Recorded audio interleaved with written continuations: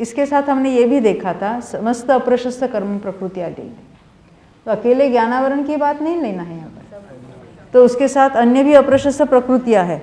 अभी यहाँ मोहिनी की भी ले लेना है, मिथ्यात्व भी है, उसका भी अनुभाग घटकर उदय में आएगा। चारित्र मोहिनी भी चल रहा है, यहाँ तो अनंतानुबंधी अप्रत्याख्यान प्रत्याख्यान संज्वलन सभी कषाय चल रही, कोई क्रोध में होगा, कोई मान में, कोई माया में, कोई लोभ में। तो मेरा ये प्रश्न है, कौन से उदय सहित जीव को सम्यक्त होगा? यानी कोई क्रोध हो रहा है किसको, किसी का तो उदय चलेगा कि नहीं चलेगा? ना ना ना ना, अभी ये मिथ्या दृष्टि है। 5 लब्धि मिथ्या दृष्टि की होती है कि समय दृष्टि को? क्योंकि समय दर्शन के पूर्व की बात है, तो ये मिथ्यात्व में से समय दृष्टि होने वाला है। यानी 5 लब्धि मिथ्या दृष्टि के है, मिथ्यात्व अवस्था चल रही है ना इसमें। हाँ, तो उसका किसी ना किसी का उदय चलेगा कि नहीं? अनंतानुबंधी भले मंद हुआ है, परंतु चारों क्रोध का उदय होगा, या 4 मान का, या 4 माया का, या 4 लोभ का। तो कौन से उदय में सम्यक्त होगा?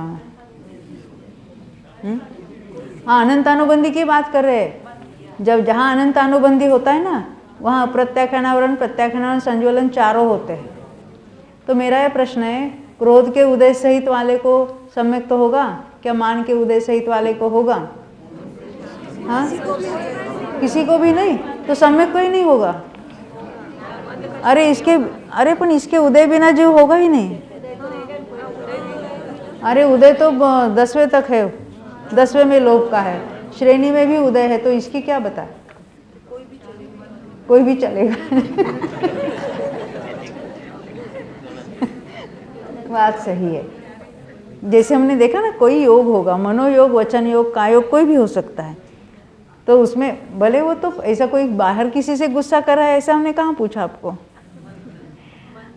पर उस समय उसके क्रोध मान माया लोभ रुके क्या चल रहे हैं? चल रहे हैं।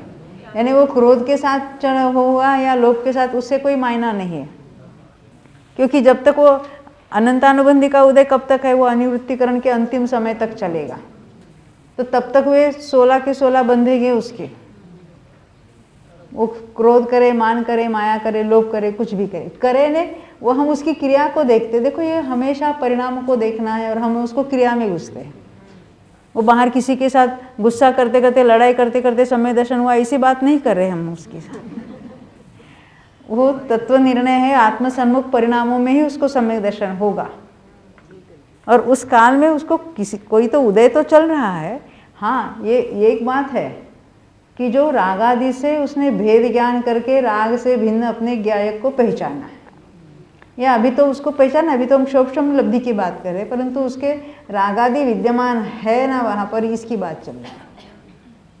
जैसे कहा कि हमने कि कोई भी योग हो सकता है, तो कोई भी क्रोध आदि किसी का भी उदय भी हो सकता है, और कुछ उसके शरीर आदि की रचना जो अन्य अन्य हो सकती है।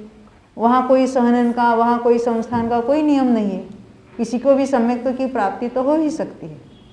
यहाँ तक समझ में आई बात?